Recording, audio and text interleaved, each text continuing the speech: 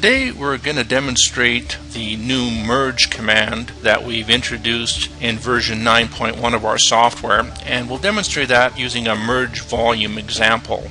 So here I have a simple rectangular block, and I'm going to add a sphere to this model that's going to be intersecting the block, and then I'll show you how to merge those into one volume.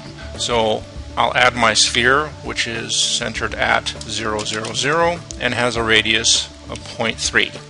Now at this point these two exist independently. If you check the geometry detect intersecting volumes, you'll notice that they highlight in blue and red. So we want to combine those now into one volume using the merge command.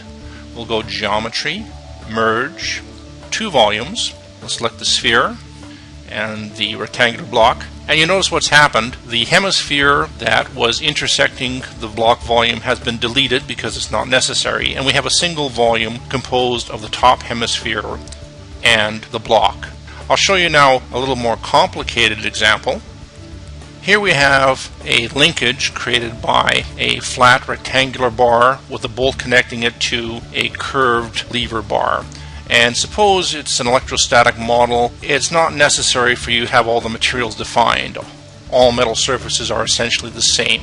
So we'll combine those into one volume, and that'll make it simpler if you had to assign a boundary condition to it. So again, we'll activate the merge command with two volumes. Select the bolt and the rectangular bar.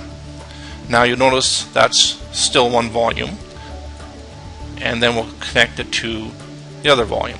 And if you take a closer look, you'll see that the interior portions of the bolt no longer exist. They've been eliminated because it's not necessary for our model. We wanted to have just one volume. So the merge command is actually very powerful as you're working with models to simplify them, especially if you're working for using an electrostatic analysis.